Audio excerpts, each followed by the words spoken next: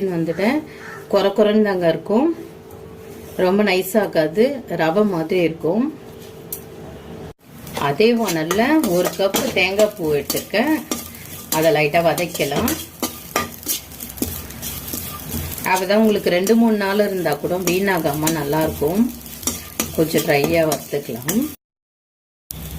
போதும் மறுபட்டது. நான் case of பண்ணிடுறேன்.